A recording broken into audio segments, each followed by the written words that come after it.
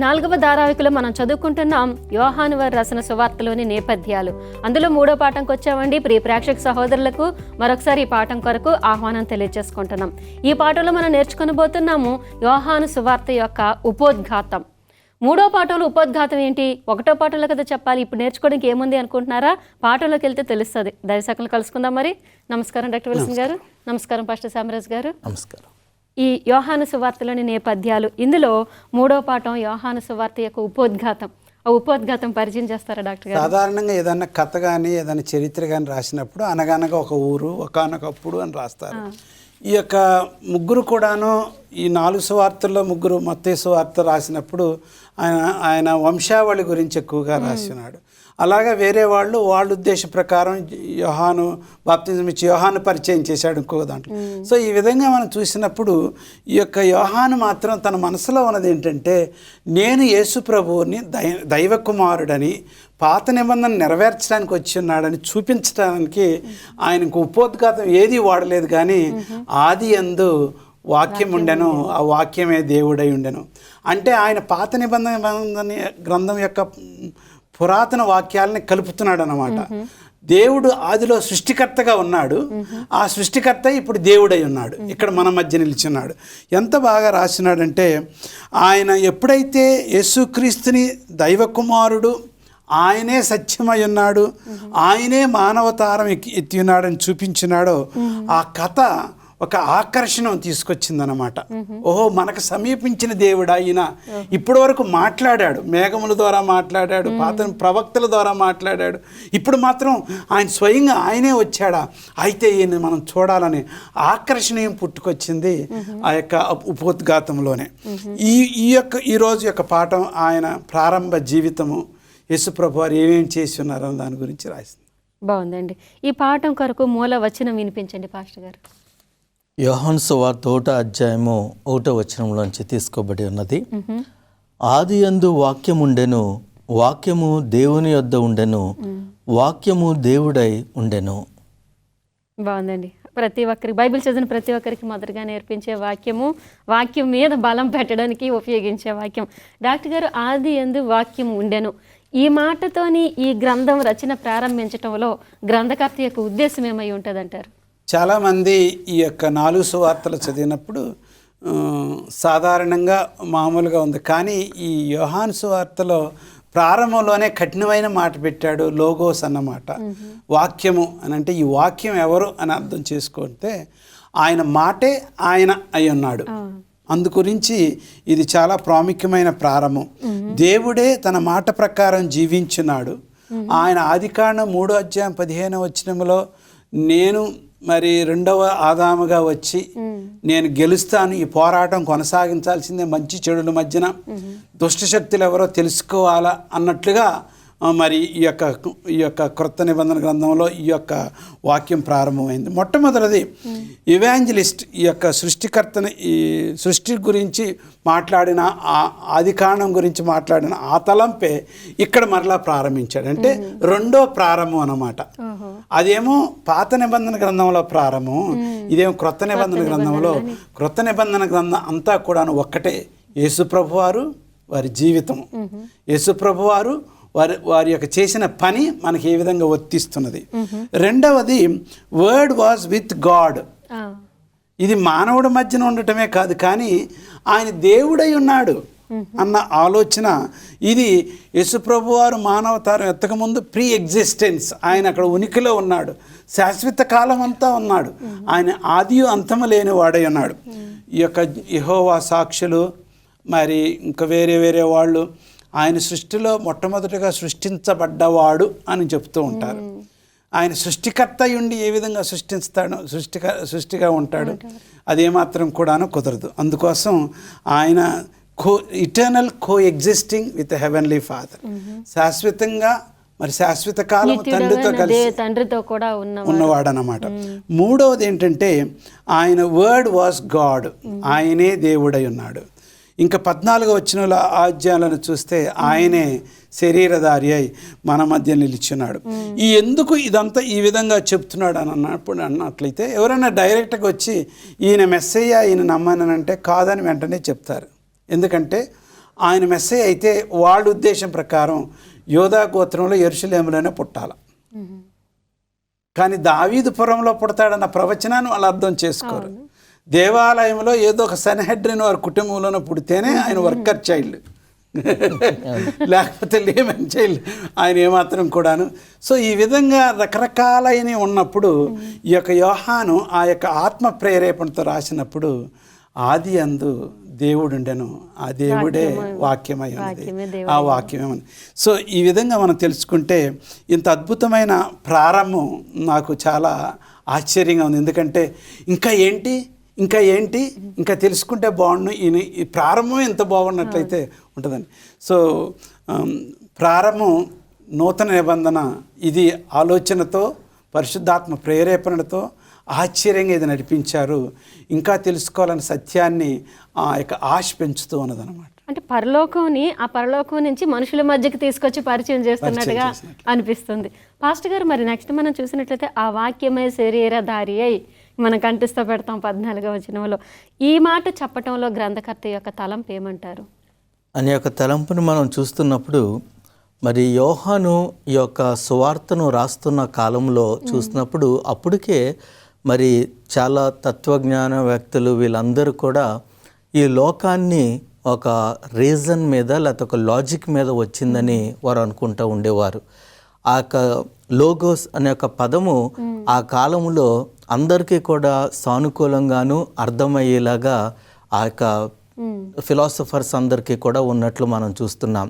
అయితే మనం చూస్తున్నప్పుడు ఈ యొక్క ప్లూటోని మనం చూస్తున్నప్పుడు ఆయన ఏమంటాడంటే ఒక రీజన్ కోసం మాట్లాడుతూ అది ఒక లాజిక్గా ఆలోచిస్తూ అది పైన పరలోకములో అంటే అక్కడ పాపము లేని దగ్గర గలిబిలి లేని దగ్గర అని అంటూ, లేకపోతే మరి గలిబిలి ఉన్న ఈ లోకంలోనంటూ ఎక్కడ అన్నది ఆయన చెప్పలేని పరిస్థితిలోకి వచ్చేసింది. ఇంకొంతమంది ఏమంటారంటే కరెక్ట్ లోగోస్ ఒక రీజన్ అనేది ఒక పదము వర్డ్ అన్నది అది భూమికిని ఆకాశానికి మధ్య లోకంలో ఉంటుంది అని కొంతమంది చెప్తా ఉంటారు. కానీ యోహాను వచ్చేటప్పటికి పదాలు అవి తీసుకున్నా కానీ దానికి అనుకూలంగా కాకుండా యేసుక్రీస్తు వారిని పరిచయం చేయడానికి ఈ పదం వాడినట్టు చూస్తున్నాం ఇక్కడ. బాగుందండి. చిన్న విరామం తీసుకుని ఇంకా వివరంగా తెలుసుకుందాం. చూస్తున్నారు కదా, చిన్న బ్రేక్ తర్వాత కొంచెం వివరంగా నేర్చుకుందాం. 3వ పాఠంలోకి ప్రేక్షకులకి మరొకసారి స్వాగతం. ఇంకొంచెం వివరంగా తెలుసుకుందాం. పాస్టర్ గారు మీరు చెప్తున్నారు, ఇంకొంచెం చెప్పండి దాని గురించి. ఇక్కడ లోగోస్ అనేది మరి యోహాను తీసుకుంటూ ఆయన దేవుని యొక్క వాక్యము లేకపోతే యేసుక్రీస్తు వారిని పరిచయం చేయటానికి వాడుతున్నట్లు మనం చూడగలుగుతున్నాము. ముఖ్యంగా ఈ యొక్క లోగోస్ లేకపోతే వర్డ్ ఆఫ్ గాడ్ లేకపోతే యేసుక్రీస్తు వారు అన్న పదాలను మనం చూసుకున్నప్పుడు యోహాను ఏమి పరిచయం చేయాలనుకుంటున్నాడంటే మొట్టమొదటిది దేవుడు ప్రజలతో మాట్లాడటం, గాడ్ ఈజ్ కమ్యూనికేటింగ్ అన్న దానిని తీసుకురావటం మనం చూస్తున్నాము. రెండోదేమో గాడ్ ఈజ్ రివీలింగ్ హిమ్సెల్ఫ్, దేవుడు తాను ప్రజలకు ఆయన బయలుపరుచుకుంటున్నట్లు మనం చూస్తున్నాము.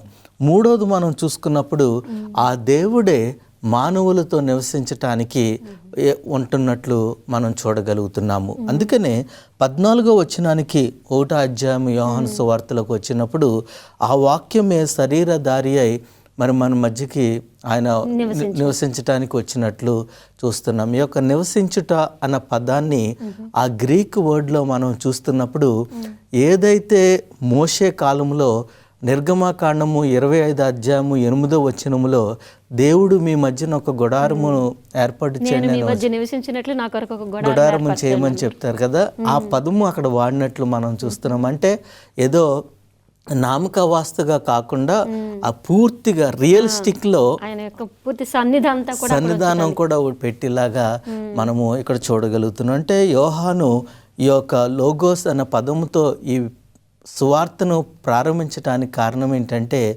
దేవుడు తాను ప్రజలతో నివసించడానికి ఇష్టపడుతున్నట్లని మనం చూడగలుగుతున్నాము. చాలా బాగుందండి, వివరణ చాలా అవసరం అనేక మందికి. డాక్టర్ గారు, మరి ఈ క్రీస్తు వారు చెప్తున్న ప్రతి ఒక్క బోధ కూడా మెస్సయాన్ని తెలియచేసే సూచనలు, వాటి బోధలే అయినప్పటికీ అంగీకరించకపోవటానికి కారణాలు ఏమై ఉంటాయంటారు? వాళ్ళ ఉద్దేశాన్ని మనం ఎలాగ అర్థం చేసుకోగలం? ఇక్కడ ఈ పాఠంలో మనం నేర్చుకున్నది ఏంటంటే యేసుప్రభుని అంగీకరించకపోవటం ఏంటంటే వాళ్ళు చీకటిలో ఉన్నారు కాబట్టి, వాళ్ళ సొంత ఊహలోకంలో ఉన్నారు. మెస్సియా ఇలాగ వస్తే బాగుంటుంది, ఇలాగ మేము రావాలని కోరుకుంటున్నామని. తర్వాత ఇది పాపమే కానీ పాపంగా మేము చూడం, ఈ అలవాట్లు ఆచారాలు బాగున్నాయి, ఇదే బాగుంటుంది, ఇదే నిజమైన మతం, అట్లాగే వాళ్ళ చుట్టూరు వాళ్ళు కట్టుకున్నారన్నమాట. ముఖ్యంగా మనం లోగోస్ గురించి చదువుతున్నాం కదండి. ఈ యొక్క లోకానికి ఆయన పరిచయం చేసిన తర్వాత మళ్ళీ ఇంకా పరిచయం గురించి ఇంకా లోతుగా మాట్లాడుతూ, దేవుడి నుండి పంపబడిన ఒక మనుషుడు ఉండెను, అతని పేరు యోహాను. ఆయన ఏం చెప్తున్నాడంటే, ఇదిగో 9వ వచనంలో యేసు ప్రభువారు సాక్ష్యం ఇవ్వడానికి వచ్చి ఉన్నారు. ఆ నిజమైన సాక్ష్యం ఏంటంటే ఆయనే వెలుగై ఉండెను. సో ఆయన వెలుగై ఉండెనన్న మాట లోగోస్ తర్వాత వచ్చిన మాట, ముఖ్యమైన మాట అంటే వెలుగై ఉండెను. మిగిలిన వాళ్ళందరూ చీకట్లో ఉన్నారు, ఆ వెలుగును చూపించడానికి వచ్చినారు. ఈ యొక్క సిఎస్ లూయిస్ అని క్రైస్తత్వం గురించి బాగా రాసిన ఆయన గొప్ప ఆయన ఏం చెప్తున్నాడంటే, I believe in Christianity as I believe as sun rises.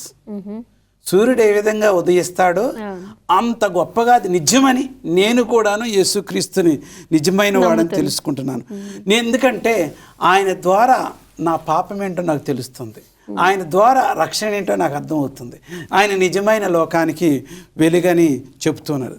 అపోస్తలుడైన పౌలు కూడా రాస్తూ మరి చాలా విచారంగా రోమా అధ్యాయం 9వ అధ్యాయం 10, 11, 4 అధ్యాయాల్లో ఈ యొక్క మరి యూదులు యేసు ప్రభువుని తిరస్కరించారు, అన్యులు తెలుసుకోలేకపోతున్నారు వాళ్ళ అన్యత్వంలో ఉండి. అయితే నిజమైన యేసు ప్రభు వారు ఆయన రక్షకుడు, ఆయన ఎవరైతే మెస్సియాగా అంగీకరిస్తారో వాళ్ళకే అరుణోదయం అనగా ఆ యొక్క ఆశీర్వాదం కలుగుతుందని తెలుసుకోగలుగుతున్నాం. ఇక్కడ మనం ఉపోద్ఘాతమే కాకోకుండా యోహాను సువార్త ఆఖరి అధ్యాయం 20వ అధ్యాయం 31వ వచనంలో కూడాను ఆయన మెస్సయ్య, ఆయన దేవుని కుమారుడు, మరణాన్ని జయించి లేచిన వాడని ఆ యొక్క యోహాను చక్కగా కన్క్లూజన్ రుజువు చేస్తూ ఉన్నాడు అనమాట. అందు గురించి ఈ పాఠంలో మనం నేర్చుకోవాల్సింది ఏంటంటే, ఈయన మామూలు అందరిలాగా ఏదో రాసేట వదిలిపెట్టడమే కాదు, కానీ ఆది నుంచి అంతం వరకు ఒకే థీమ్, ఒకే ఆలోచనతో ఆయన నిజమైన దేవుని కుమారుడు, ఆయన మెస్సయ్య, విశ్వసించండి, ఆయన ద్వారా మనకి ఆశీర్వాదాలు ఉన్నాయని మనకి ఇక్కడ తెలుసుకోగలుగుతున్నాం. బాగుందండి. మనం ఆయన దేవుని కుమారుడని తెలుసుకోగలగటానికి తేటగా స్పష్టంగా మనకి యోహాను సువార్త అనేది మనకి సాక్ష్యం ఇస్తుంది. పాస్టర్ గారు, మరి యోహాను సువార్తలో 2 గ్రూపులుగా మనం వాళ్ళని గుర్తించడం జరుగుతుంది. అసలు ఎందుకంటారు, మనం ఎలా వాళ్ళని గుర్తించాలి? ఇక్కడ యోహాను మనం చూస్తున్నప్పుడు సువార్తలో 2 గుంపుల్ని ఆయన పరిచయం చేస్తున్నాడండి. ఆయన పరిచయం ఎలాగ ఉంటుందంటే, ఒక గుంపేమో యేసుక్రీస్తు వారిని అంగీకరించినట్లు, మరొక గుంపేమో యేసుక్రీస్తు వారిని వాళ్ళు చూశారు కానీ అంగీకరించలేదు, వారు విశ్వసించలేని గుంపుగా చూస్తున్నాము.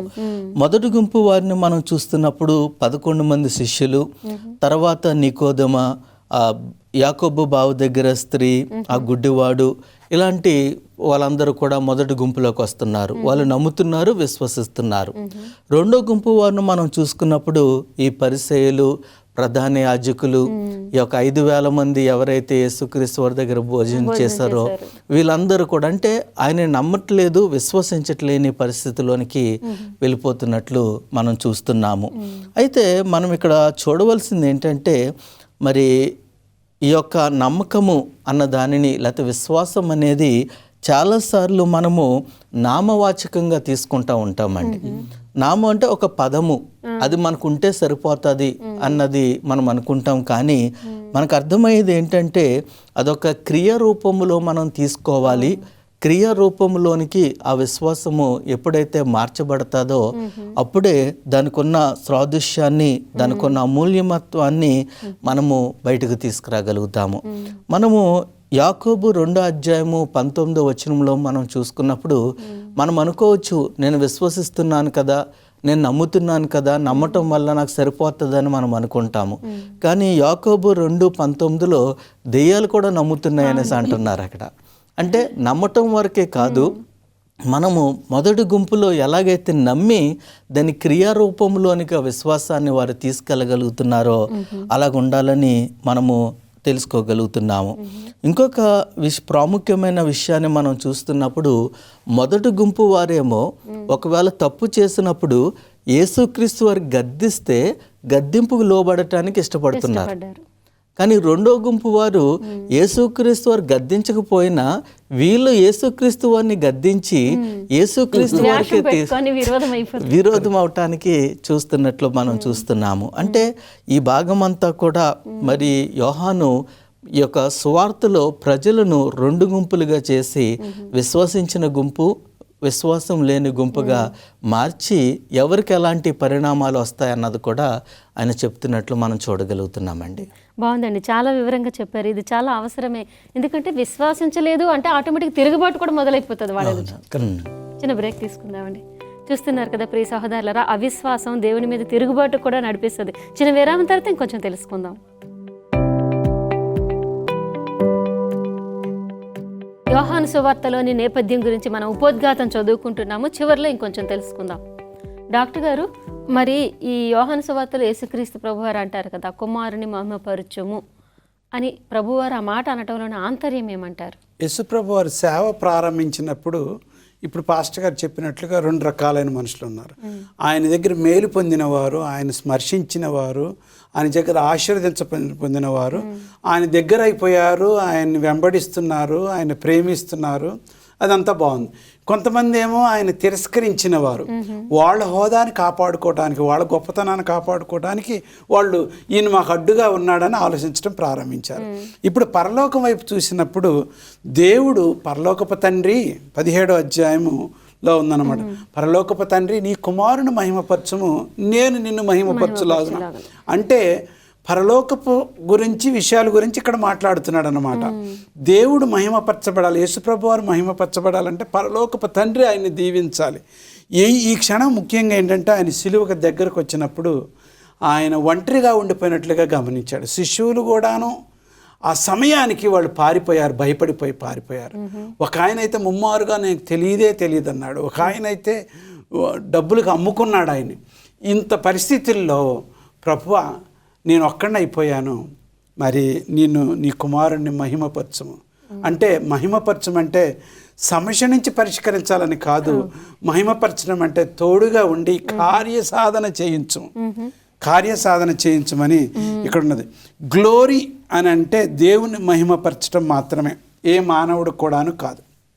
నవీన కాలంలో ఆ రోజుల్లో పరిసయ్యులు శాస్త్రులు ఏవైతే పొగడతలో పూజలు మెప్పుళ్ళు గొప్పతనం కావాలని కోరుకున్నారు. చాలామంది క్రైస్తవ సంఘాల్లో ముఖ్యంగా పోపుల వారు పూజ కోరుకుంటూ ఉంటారు. కానీ మహిమ అనేది దేవునికి మాత్రమే చెందుతుందని మనం ఇక్కడ నేర్చుకుంటూ ఉన్నాం. దేవుడు ఎందుకు మహిమపరచబడాలంటే మొట్టమొదటిది ఆయన సృష్టికర్త కాబట్టి ఆయన సృష్టించాడు. రెండవది మానవాళి పాపపు నాశనంలో ఉన్నప్పుడు ఆయన రక్షించడానికి వచ్చినారు కాబట్టి ఆయనకు పూజకు అర్హుడు, ఆయన మహిమపరచాలని వాక్యం బోధిస్తూ ఉన్నది. ఇక్కడ మనం చూసేది ఏంటంటే యేసుప్రభు వారు ఆ యొక్క బాధలో ఉండి సిలువ భారం ఆయనపై ఉన్నప్పుడు కూడాను, అంత బాధలో ఉండి కూడాను మై గాడ్ నా దేవా నన్నెందుకు చెయ్యి విడినాడు అంటే, దేవుడు పరలోకపు తండ్రి ఆ సమయంలో ఆదుకోలేదని, సంపూర్ణమైన బలియాగం కావాలనుకున్నట్లయితే ఎవరు సహాయం లేకోకుండా ఆయన త్యాగం చేయవలసిందే. అప్పుడే సంపూర్ణమైన మన పాపాలకి తగిన రక్షకుడై ఉంటాడనమాట. మానవుడు సంపూర్ణమైన ఈ ప్రత్యేకమైన మానవుడు అంటే ఈ యొక్క యేసుప్రభు వారు సంపూర్ణమైన చీకటిలో నుంచి ఆ సిలువ అనుభవం పొందుతున్నప్పుడు కూడాను ఎప్పుడు కూడాను ఆయన దేవుని మహిమను వదిలిపెట్టలేదు. తండ్రినే హెచ్చించున్నాడు, పరలోకపు తండ్రిగా ఆయన పూజించున్నాడు, మానవుడిగా ఆయన చేయవలసిన కర్తవ్యం అంతా చేసేసాడు. అందుకోసం ఆయన మహిమకు అర్హుడు. బాగుందండి. అంతే, ముందు శ్రమల తర్వాతనే మహిమ సింహాసనం కూడా క్రీస్తు వారి ద్వారా. ఈ పాఠంలో మనం ఇంకా తెలుసుకోవాల్సిన ఏమైనా చెప్పండి పాస్టర్ గారు. యేసుక్రీస్తు వారి యొక్క జీవితము ఈ లోకంలోకి రాకముందు పరలోకంలో మనం చూసుకున్నప్పుడు ఆయన దేవుని యొక్క కుడి పార్శ్వాన ఉండటమే కాకుండా సర్వ పరలోకమును కూడా ఆయన యొక్క ఆధ్వర్యంలో ఉన్నట్లు మనం చూడగలుగుతున్నాము. ఆయన ఎక్కడికి వెళ్ళినా కానీ ప్రతి దూతలు ఆయన కొనియాడటము, ప్రతి ఒక్కరు కూడా ఆయన స్మరించటము, మరి పరలోకపు జ్ఞానమంతా కూడా ఆయనలో ఇమర్చబడి ఆ జ్ఞానముతో ఆయన దేవునితో సమానంగా ఉండి పరిపాలన చేస్తున్నట్లు మనం చూడగలుగుతున్నాము. మరి అలాంటి యేసుక్రీస్తు వారి యొక్క విషయాన్ని మనం చూస్తున్నప్పుడు 3 విషయాలు ప్రస్తావనలోకి వస్తాయి. ఒకటి, ఆయనలో ఉన్న వెలుగు, ఐఎమ్ ద లైట్ అనేసి మనం చూస్తున్నాము. తర్వాత ఆయన యొక్క మహిమ, తర్వాత 3వది చూసుకున్నప్పుడు ఆయన దగ్గర ఉన్న సత్యము, ట్రూత్ అన్నది మనం చూస్తూ ఉంటాము. ఆ యొక్క పరలోకములోంచి లోకానికి వచ్చినప్పుడు ఆయనలో ఉన్న వెలుగును బట్టి నోటి మాట ద్వారా ఎప్పుడైతే ఒక సృష్టిని అంతా సృష్టించాడో ఆ వెలుతురును బట్టి ఆ మహిమ మనకి బయలుపరిచినట్లు మనం చూడగలుగుతున్నాము.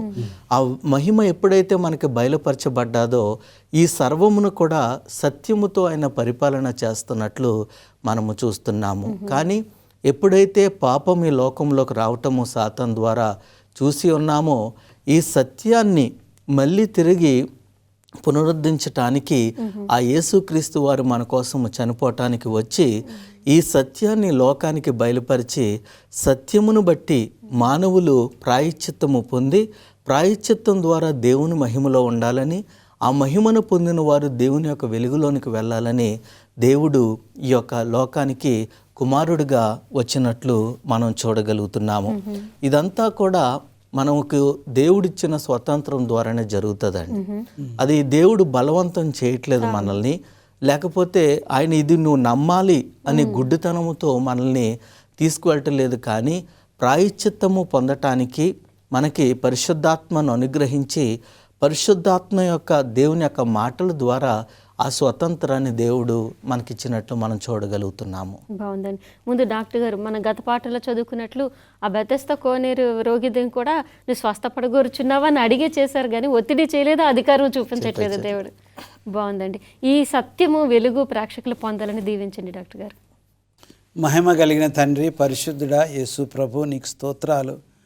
యోహాను సువార్త ఎంత అద్భుతంగా రాసినారు ప్రభా. మీ ప్రేమ చూపించినారు, మీరు మెస్సయ్యగా వచ్చినారు ప్రభా. నిన్ను మహిమపరచులాగున యూదుల వలె ఉండకోకుండా ప్రభా, తప్పులు పట్టుకోవడానికి ప్రయత్నించుకోకుండా మేము అందరినీ ప్రేమించి యేసుక్రీస్తు ప్రేమ చూపించి నిన్ను పోలి జీవించడంలో మీ ఆత్మబలం మాకు దయచేయమని మా ప్రేక్షకులందరినీ దీవించి ఈ హోప్ టీవీ తెలుగు కార్యక్రమాలను ఆశీర్వదించమని క్రీస్తుపేట ప్రార్థన చేసుకుంటున్నాం తండ్రి.